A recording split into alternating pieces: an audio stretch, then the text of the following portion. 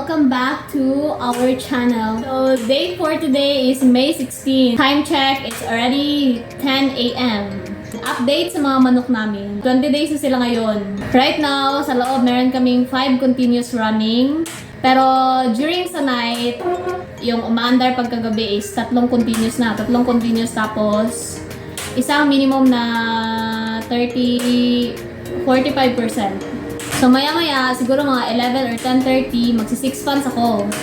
Also guys, nagpapaandar na din kami ng cooling since mainit po ngayon. Bali, ngayong umaga mga nakadalawang beses na kami paandar ng cooling. Bali, binabantayan lang namin yung temperature dito sa Evolution. Pag umabot siya ng 31.5, tapos saka namin siya paandarin, siguro mga 3 minutes. Yung target temp din namin ngayon sa loob is nasa 29 degrees Celsius na. With regard sa mortality, bumaba naman siya.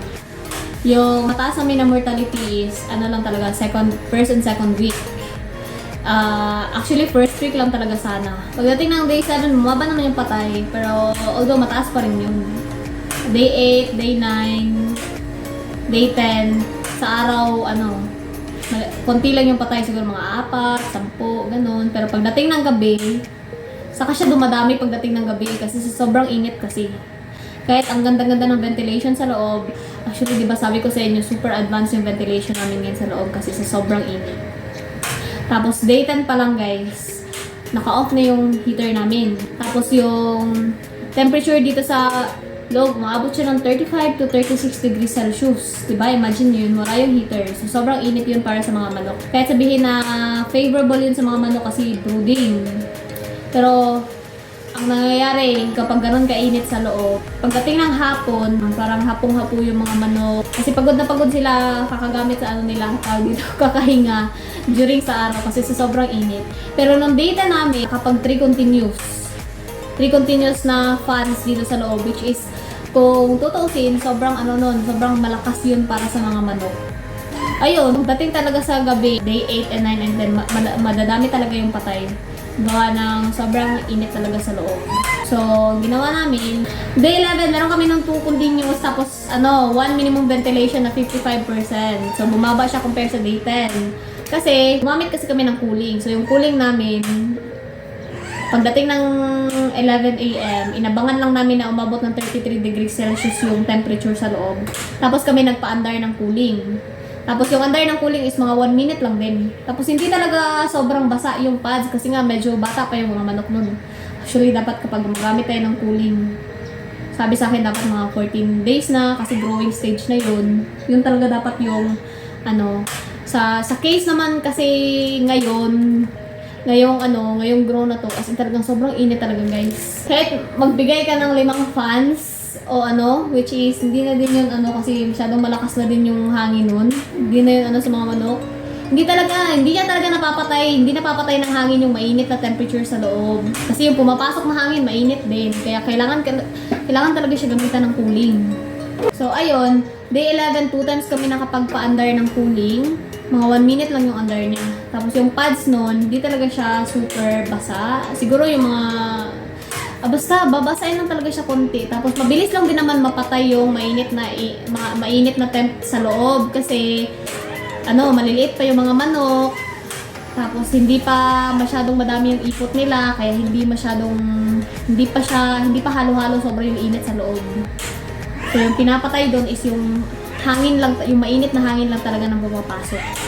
Tapos mabilis lang din na off yung mainit na temperature sa loob. So, ayun. Tapos, tuloy-tuloy na yun, guys. Day 11, 12, 13, 14. Hanggang ngayon, continuous na yung gamit namin ng cooling kasi hindi pwedeng hindi mag-cooling talaga. Kasi kung hindi kami nakapag-cooling ng day 11, baka 1,000 na mahigit yung patay namin ngayon.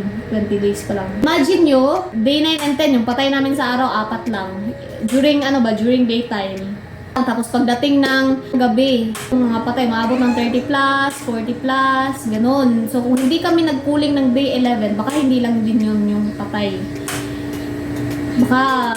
Baka mas madami pa yung mamatay kasi sobrang stress nila sa sobrang init. Kahit sabihin natin na brooding, favorable sa mga manok yun, pero kapag sobrang init talaga, hindi din siya Basta ibang-iba yung init na yun. So, yun yung kumbaga sa balita pa guys, yun yung breaking news, which is day 11 pa lang nakapagamit na kami ng cooling.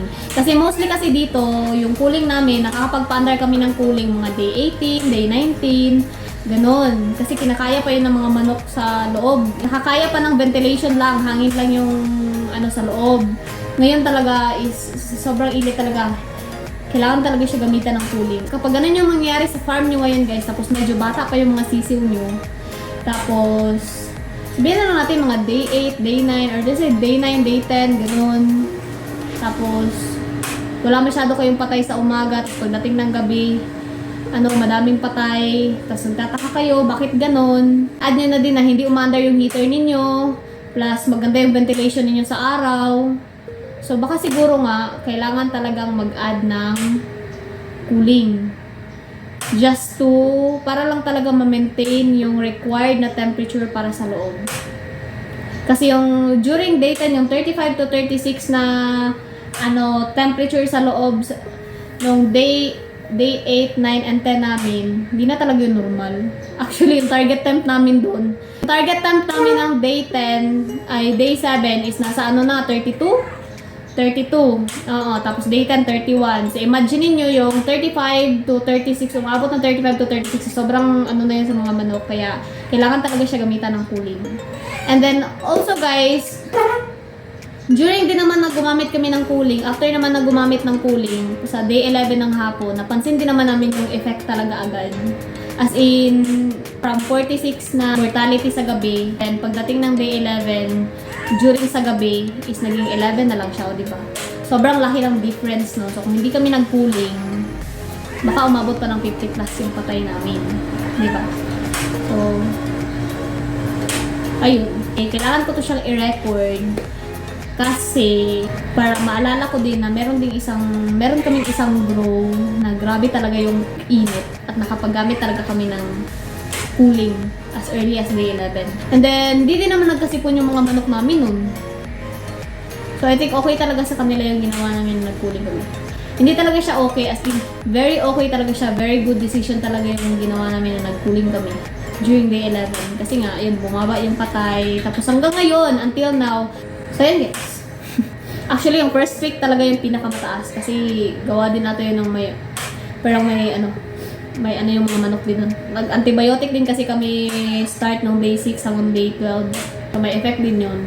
Gumanda din yung ng mga manok.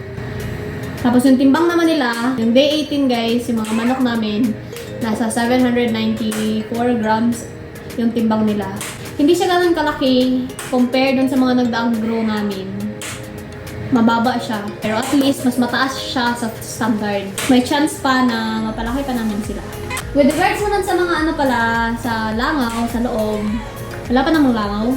Check din namin sa ilalim. Sabi ng mga kasama ko, wala pa naman silang nakikitang uod. Kung napapansin nyo din, di ba, sa mga screen, wala din mga nadikit na langaw. Linis pa yung mga tali namin sa loob. Bago na yung gamot na ginagamit namin sa loob ngayon para sa langaw. Kasi nagpalit na yung supplier namin, so nagpalit na din kami. And then, ayun, effective yung gamot. Kagabi pala, nag-spray din kami, doon lang sa part na, sa harap lang. 3 division kasi sa loob, di ba? Sa verse 10 lang kami nag-spray, sa harap lang muna. Tapos mamayang gabi, dito naman sa gitna. Tapos tomorrow night, doon naman sa likod. So para hindi masyadong stressful sa manok. Tapos yung spraying namin guys, hindi naman yan ginagawa sa araw. Usually, sa mga previous grows, nakakapag-spray pa kami sa araw. Pero ngayon, dahil sobrang init talaga ng panahon, hindi namin yung spraying, hindi namin ginagawa during day. Sa gabi talaga namin siya ginagawa kasi medyo malamig para sa mga manok. So, yan yung update guys for today's video. Thank you so much for watching. Thank you for those who subscribe. And the best way para mas maganda yung production natin guys is through prayer. Kasi unang-una sa lahat, si Lord yung nagpapalaki ng mga manok. Siya yung may control over everything. So, you should pray for your grow every day. So, yun lang. Sana okay yung mga alaga nyo ngayon. Thank you so much for watching and happy farming!